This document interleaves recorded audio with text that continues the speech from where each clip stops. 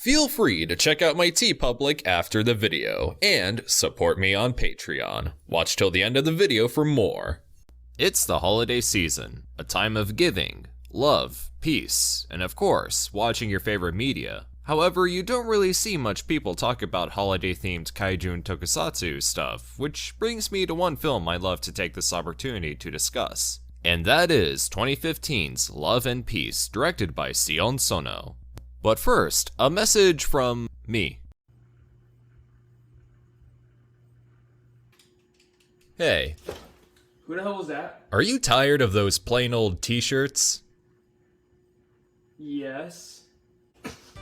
Oh, wow! Introducing the official Toku Titancast t-shirt on TeePublic.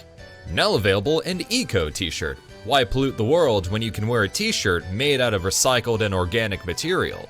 Wow, it's made out of plastic bags, and it feels comfortable. And it's even knife-proof.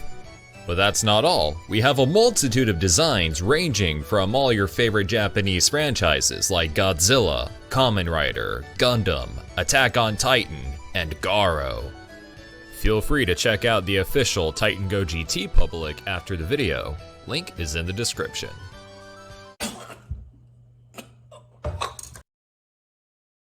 Should also mention that Xylomar, who does some of my music, just dropped a new album with Overnight. Y'all are gonna hear some of it throughout this video, so if you like these tracks, go check out High Entropy 2, now streaming on all platforms.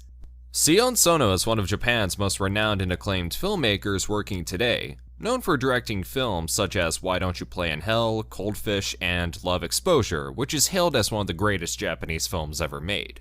Sono has a rather quirky style of filmmaking with his animated characters, colorful and striking visuals, and commentary on Japanese society. Love and Peace is about a former musician named Ryoichi Suzuki, who's down on his luck, which is worsened by the fact that he's both socially awkward and constantly mocked in public, even at work. Hell, live television won't even give him a break, and are somehow aware of his every move. Ryoichi is played by Hiroki Hasegawa, who notably played Rando Yaguchi in Shin Godzilla, Shikishima in Attack on Titan, as well as Akechi in the samurai drama Kirin Gakuru.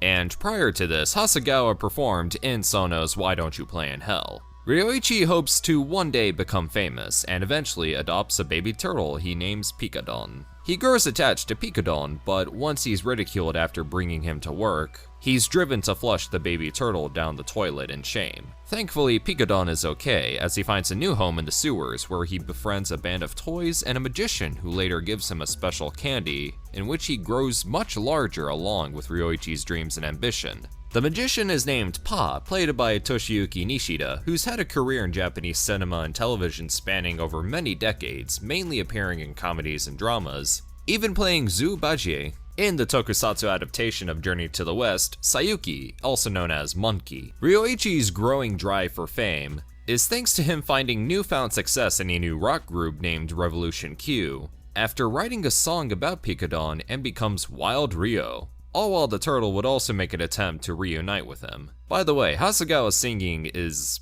honestly amazing. It's definitely one of the main highlights of the film.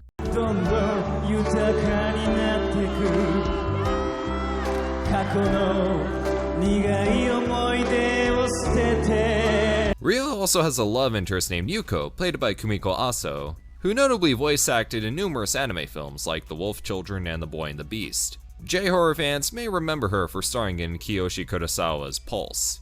For starters, this film is full of humorous commentary on the music industry in Japan, and what fame is capable of doing to a person. While not exactly an original type of story, Sono does put a unique spin on otherwise familiar storytelling. I really like the amount of effort put into the two subplots, as the scenes with the abandoned pets and toys are meant to reflect what Ryo has left behind in order to live a new life. These two acknowledge and complement each other as the toys and pets feel a longing for a life they once had, while Ryo is becoming more ambitious, but has clearly never forgotten Picadon, who would bridge these two stories together. Though speaking of the humor, this movie has perhaps my favorite joke in any film. There's a scene where Picadon is in a research lab and Santa Claus, did I mention this is a Christmas movie, comes to break him out, and the only reason why he's able to do it so smoothly is because the scientists, and I quote, can't see him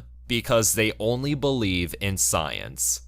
もっと大きくなるなこれ大きくなるこの人たちは見えねえんだじいちゃんのこと科学万能だと思ってる人には見えねえの If that isn't one of the best lines you've ever heard, I don't know what to tell you, honestly. Going back to the music, I adore Yasuhiko Fukuda's work here. It really fits the film's surreal and wonderful and poppy nature.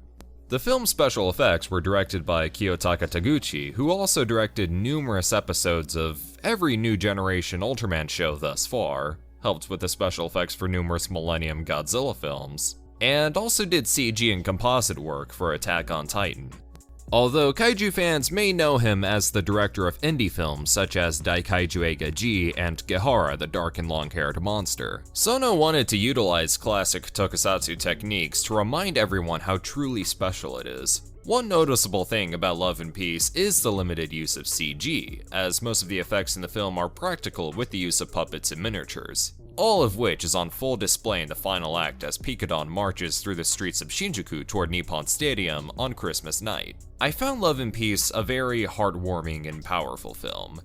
It's a movie that tells you, no matter where you find yourself, it's always important to remember those who have brought you happiness. And hey, this is also the closest we're gonna get to a new Gamera movie, at least, unless Hideaki Anno and or Shinji Higuchi do something in the near future. Please. Speaking of getting stuff, reminder that this channel has a Patreon page. Subbing up can get you access to my Discord server, exclusive content, the ability to commission videos, and receive a t-shirt of your choice from my TeePublic. Should also note that my next Patreon goal is to start a new video series where I talk about unmade Godzilla films. I know some of y'all watching are Godzilla fans. Believe me, I know. So feel free to help with that. Feel free to like, share, comment, subscribe, all that good stuff, and this is TitanGoji, signing off.